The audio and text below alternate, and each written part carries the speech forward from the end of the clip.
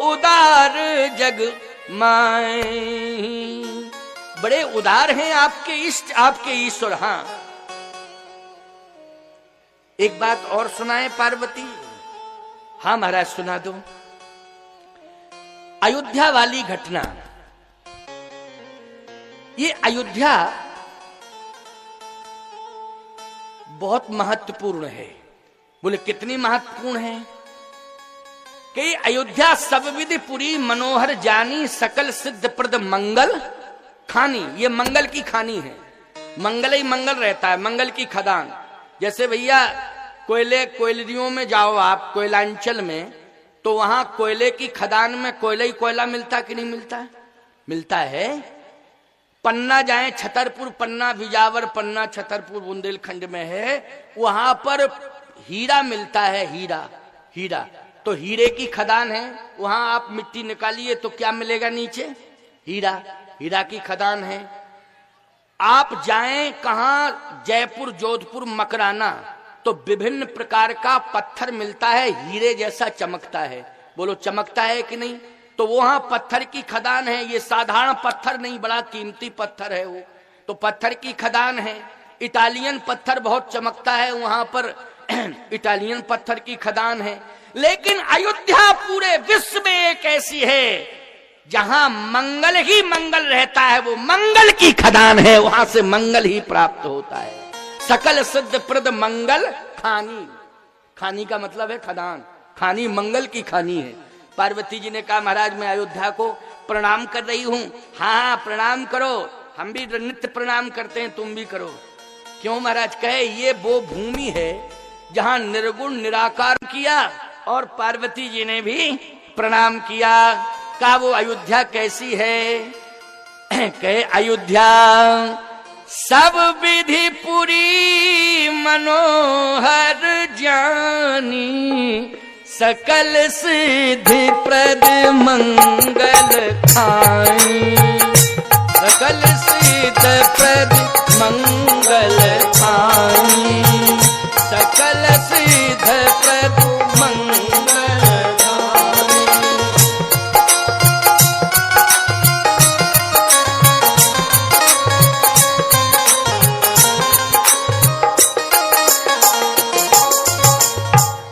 सकल सिद्ध प्रद मंगल खानी।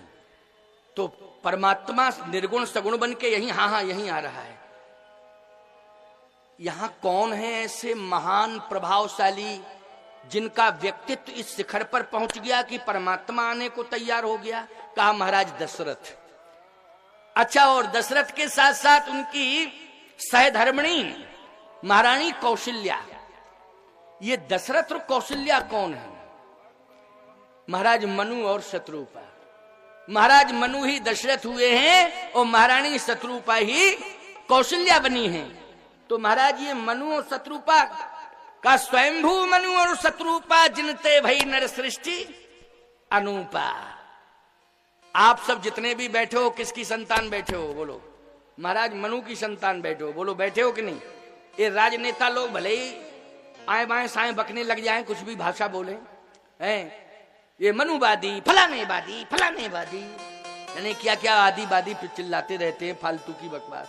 अरे तुमको राजनीति करनी है तो करो भैया, इसमें हमें कोई दिक्कत नहीं है।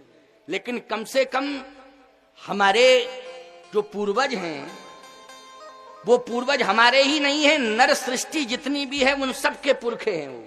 बोलो हैं कि नहीं? सबके पुरखे हैं कि नहीं? सबके पूर्वज हैं कि नहीं? अब मान तुम रहे नहीं हो तो ये तुम्हारी गलती है। उनकी निंदा कर रहे हो, उन्होंने कुछ बिगाड़ा नहीं है, ये गलती तुम्हारी है। एक और बात बता दें आपको, बहुत ज्यादा नहीं बताऊंगा लेकिन संकेत करूंगा।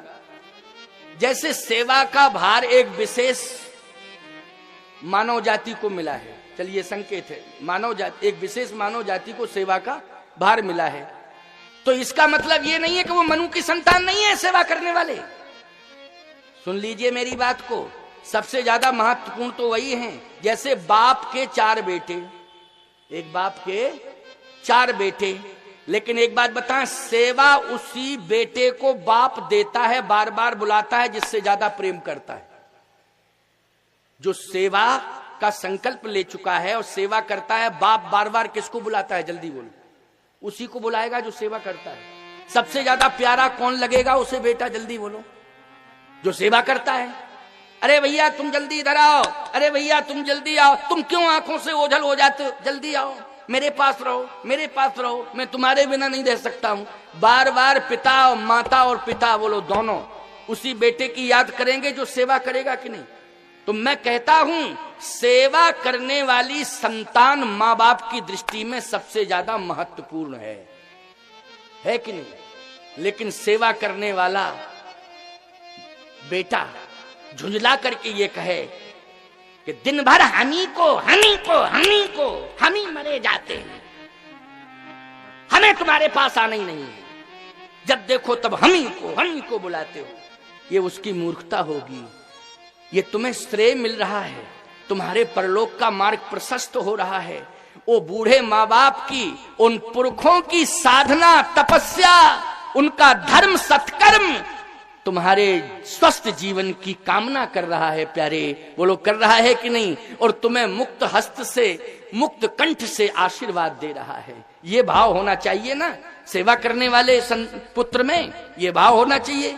लेकिन क्या करें, सेवा करने वाली संतान पुरखों को आए बाएं साएं बक रही है। बोलो बक रही है कि नहीं?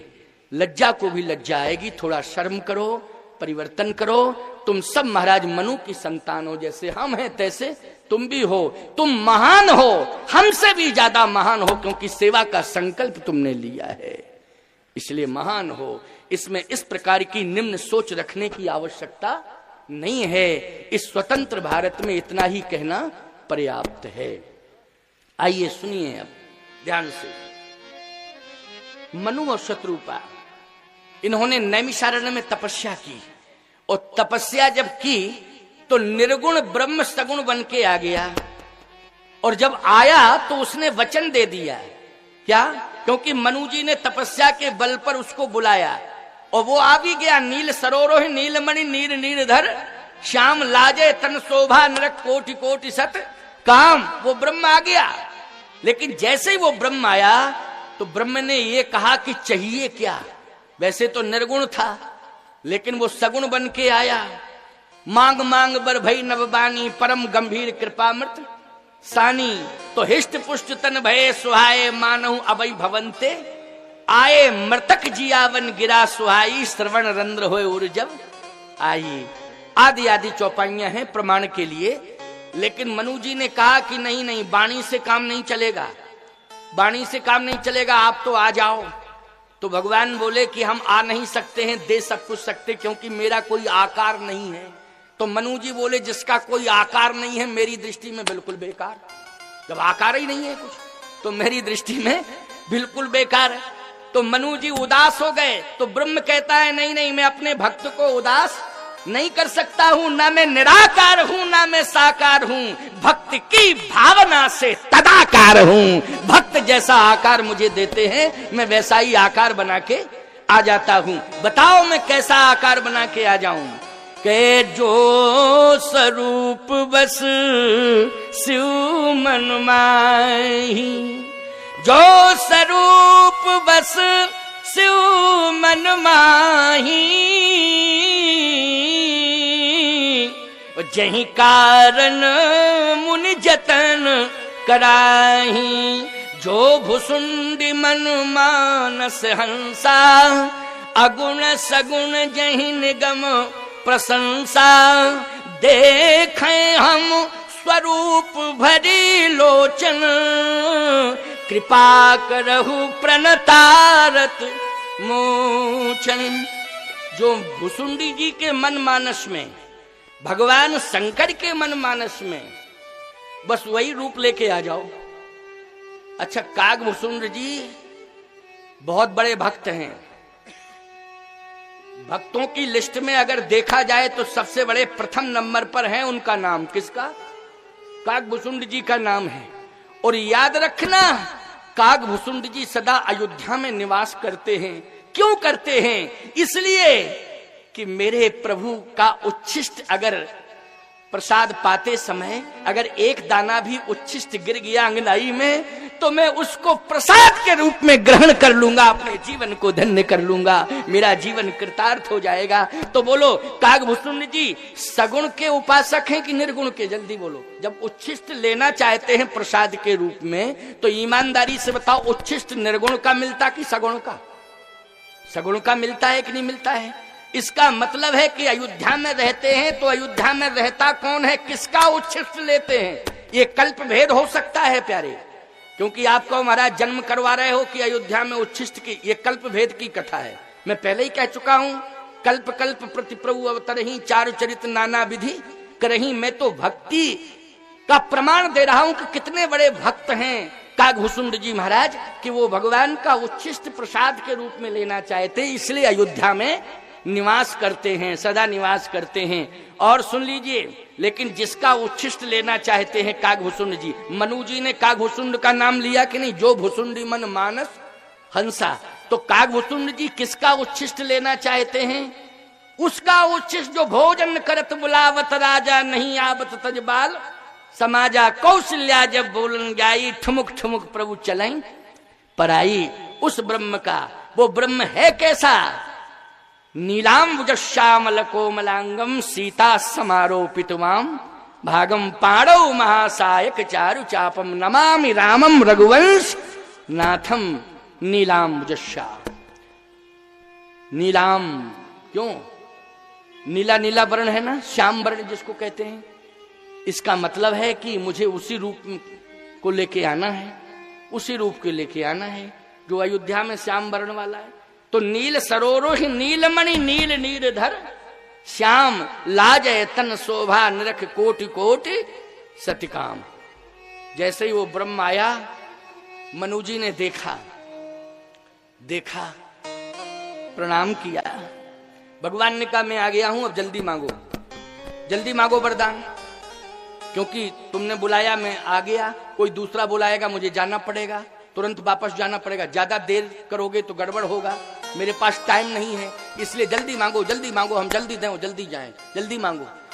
मनु जी बोले देखो ऐसा है, हम जल्दी वल्दी नहीं मांगेंगे, अगर आपको फुर्सत नहीं थी तो आना नहीं चाहिए था, है ना?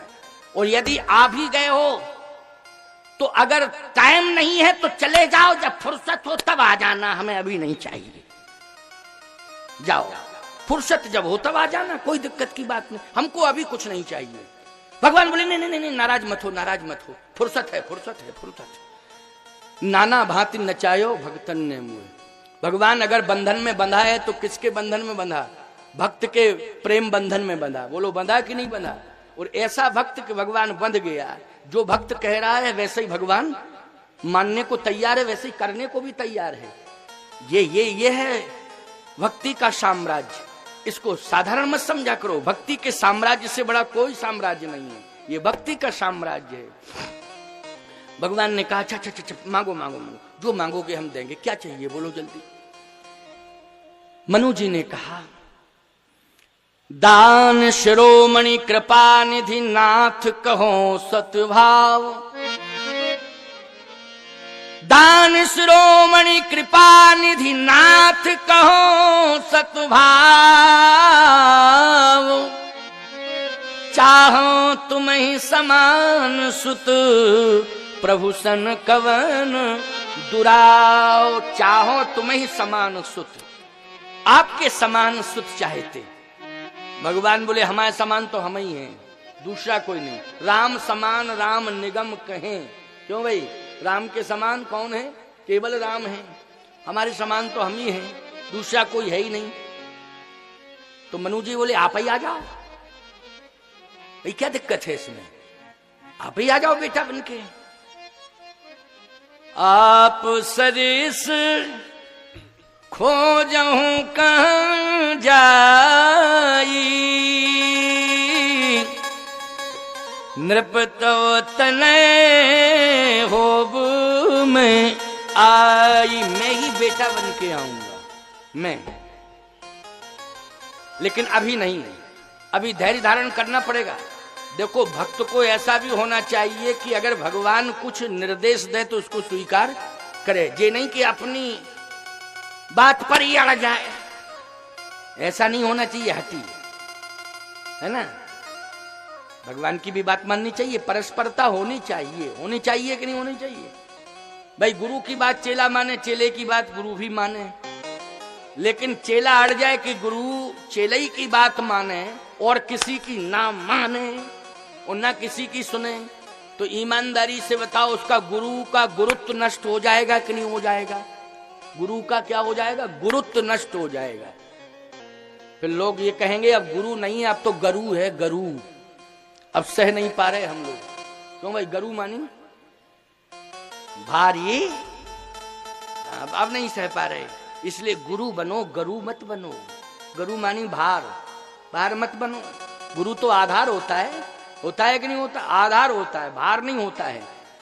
लेकिन जब उसकी सीमित और संकीर्ण सोच हो जाती है तो वो भार बन जाता है समाज के लिए। इसलिए कहता हूं कि विचारवान बनो, ये बड़ी अच्छी बात है। बस जन्म कराने जा रहे हैं, तुरंत सुनिए। भगवान ने कहा ठीक है, थोड़ा धैर्य धारण करो, ठीक है ना, मैं आऊंगा, बेटा बन के आऊंगा, लेकिन आपको नैमिष से जाना पड़ेगा, कुछ समय अमरावती में वास करना पड़ेगा, इसके बाद फिर आपको अयोध्या आना पड़ेगा, अयोध्या में आपको वहां का राजा बनना है। अच्छा, और फिर मैं अयोध्या में आ जाऊंगा, क्या दिक्कत है। कहे ठीक है महाराज, स्वीकार है, कोई बात नहीं, जैसा आप कह रहे हैं वैसे ही होगा। शत्रुपा जी खड़ी थी, शत्रुप बिलोक कर जोरे, देवी मांग बर जो रुचि तोरे। हे देवी, आपके मन में जो रुचि हो आप मांग लो। शत्रुपा जी की आंखें लाल हो गईं। भगवान ने कहा बताओ कैसे आ जाएं हम आपके घर में, आप कह रहे आ जाओ बेटा बन के, और हम देख रहे हैं बगल में जो है आंखें लाल लाल किए खड़ी हैं, तो इनका स्वभाव कैसा है। मनु जी बोले बहुत ही अच्छा स्वभाव था, अभी 2 सेकंड में बदल गया, पता नहीं क्या हो गया इसको, क्यों बदल गया तुम्हारा स्वभाव। मनु जी कह रहे शत्रुपा से, स्वभाव क्यों बदला, आंखें लाल क्यों हुई। भगवान को देख करके क्रोध नहीं, करुणा आनी चाहिए, ये क्या क्रोध में आंखें लाल कर ली हैं। शत्रुपा जी ने कहा इसलिए कि मेरे साथ ना इंसाफी, और वो भी भगवान के द्वारा हो रही है, संसार के द्वारा हो चलो अल्प बुद्धि के लोग हैं, लेकिन भगवान के द्वारा। कहे कौन सी नाइंसाफी हुई। कहे नाइंसाफी ये हो रही है कि आपको तो स्वीकार कर लिया, मुझे स्वीकार नहीं किया, ये नाइंसाफी। या तो ये बताएं कि मुझसे भूल क्या हुई जो मुझे स्वीकार नहीं किया जा रहा है। भगवान बोले कह तो रहा हूं, देवी मांग बर जो रुचि तोरे, तुम्हारे मन में जो रुचि हो हे देवी मांग लो वरदान। शत्रुपा जी ने कहा इसलिए आपका शब्द ही बाण बन के चुभ रहा है, यही नाइंसाफी है। जब आपने मेरे पति को पिता मान लिया है तो मुझसे देवी क्यों कह रहे हो, माता कहना पड़ेगा, तब मैं प्रसन्न होऊंगी। पुत्र जब भी मां को संबोधित करता है तो देवी कह के संबोधित नहीं करता है। बोलो भाई, मां कह के ही संबोधित करता है कि नहीं करता है, जल्दी बोलो। और इन्होंने पूछो इनसे कि इन्होंने संबोधित किया है देवी मांग, देवी। जब पिता कह दिया है आप सरिस खोजो कहां जाई, नृप तो तनय होव में आई, मैं बेटा बन के आऊंगा, तो मुझे देवी क्यों कह रहे हैं। भगवान बोले भूल हो गई, क्षमा करो मातु विवेक अलौकिक तो, मातु विवेक अलौकिक तो, मातु विवेक अलौकिक तोरे, मातु विवेक अलौकिक तोरे। कबहू न मिटहि अनुग्रह मोरे, कबहू न मिटहि अनुग्रह मोरे। मातु विवेक अलौकिक तोरे। बोलो माता कह के संबोधित करना पड़ा कि नहीं। तो शत्रुपा जी को क्या कहा भगवान ने, मां, मातु। मातु शब्द का उच्चारण, यही शत्रुपा कौशल्या बनी। शत्रुपा क्या बन गई, कौशल्या। ते दशरथ कौशल्या रूपा कौशलपुरी प्रगट नर भूपा तिनके ग्रही अवतरी हो जाई रघुकुल तिलक सुचारु भाई। अयोध्या महान है, अवधपुरी रघुकुल मणि। अब मनु जी क्या बन गए? रघुकुल मणि। बोलो बन गए रघुकुल मणि। कौन बने रघुकुल मणि? महाराज मनु। अवधपुरी रघुकुल मणि राऊ वेद विदित तहि दशरथ नाऊ धर्म धुरंधर गुण निधि ज्ञानी हृदय भगत मति सारंग पानी कौशल्यादि। पार्वती जी बोली आदि में और है पत्नी क्या? ये आदि क्यों लग गया भाई? कौशल्या नाम लिया आदि कह दिया ना आदि। तो पार्वती जी बोली महाराज रुको रुको महाराज रुको, ये आदि लग गया। भगवान शंकर बोले हाँ आदि तो लगा है। तो ये आदि क्यों लग गया? आदि इसलिए लग गया कि कौशल्या के बाद भी हैं, कैकेयी जी हैं और सुमित्रा जी हैं। कहे महाराज श्री दशरथ के 3 पत्नियां। अरे कहे सुनो घबराना नहीं, 3 तो ये पट्टाभिषक्ता हैं, 703। पार्वती जी ने कान पकड़ लिए, ऐसे कान बंद करिए। 703। कहे हाँ हाँ अब घबराओ नहीं घबराओ नहीं। घबरा क्यों रही हो? कहे घबरा इसलिए रहे महाराज 3 तो बात बनती भी है। 703। आप कहोगे महाराज पता नहीं आज तो भांग खा के आए आप कथा कहने के लिए। भाई 3 की बात तो सब जानते हैं, लेकिन 703 इसलिए मैं कह रहा हूं कि आप जाके तुलसीदास जी के 12 ग्रंथ हैं, उन ग्रंथों में तुलसी ने प्रमाणित किया है कि 703 सासें सीता जी को दिखाई दे रही हैं अवधपुर में। कितनी सासें? 703। आप कहोगे प्रमाण? तुलसी कह रहे, हम नहीं कह रहे, तुलसीदास जी कह रहे। सीता जी ने 703 सासों को प्रणाम किया है। पाए लागी इसलिए सबही सिखावती नमति 7 सत सासा। 7 सत का अर्थ क्या हुआ बोलो? 700। और 3 पटरानियां हैं कौशल्यादि नार प्रिय सब आचरण पुनीत पति अनुकूल प्रेम दृढ़ हरिपद कमल विनीत। चिंता नहीं करो, राम जन्म तो होने ही वाला है थोड़ी देर में। अब थोड़ा टाइम तो लग ही जाता है, लग जाता है कि नहीं? अच्छा एक बात बताओ, मौसम साथ दे रहा है कि नहीं दे रहा है? पूरी तरह से दे रहा है। सुबह लग रहा था कि मौसम बिगड़ रहा है, लेकिन सूर्य भगवान ने भी कृपा की, प्रकाश दिया, मौसम भी सधा हुआ है, बहुत ज्यादा ठंडी भी नहीं है। तो कितना आनंद आ रहा है। प्रकृति साथ दे रही है, तो प्रकृति मानी परमात्मा और परमात्मा मानी परमात्मा की कथा। बोलो है कि नहीं? इसलिए कथा को आनंद से, ये मत देखना इधर उधर। वैसे तो तुम इतने अच्छे श्रोताओं को इधर उधर देख ही नहीं रहा है, मन को एकाग्र करके सब कथा सुन रहे हैं और संख्या भी आज बहुत ज्यादा है। देखिए साहब, हमें लगता है ये गेट के बाहर निकलेगी संख्या, है नहीं? क्योंकि गेट बिल्कुल पास ही में तो आ गया अब, बिल्कुल। ये देखिए कहीं दीवार ना तोड़नी पड़े। हीरालाल इंटर कॉलेज की प्रबंध समिति घबराए ना भाई कि स्वामी जी ऐसे आए दीवार ही तोड़वाए देते हैं। नहीं नहीं नहीं, वो साधुवाद के पात्र हैं, वो धन्यवाद के पात्र हैं, वो बहुत बहुत आशीर्वाद के पात्र हैं भाई। प्रबंध समिति के लोग, पूरा विद्यालय परिवार के, जिन्होंने उदारता पूर्वक 2021 वर्ष प्रारंभ में राम कथा से नगर की शुरुआत कराई, वो साधुवाद के पात्र हैं, आशीर्वाद के पात्र हैं। पूरे नगर के मंगल के लिए कदम उठाया है प्रबंध समिति ने, विद्यालय परिवार ने उठाया कि नहीं? पूरे नगर के मंगल के लिए। मंगलीकरण कलिमल हरण तुलसी कथा रघुनाथ की, ये भगवान की कथा है। इसलिए आप सबने बहुत अच्छा कार्य किया।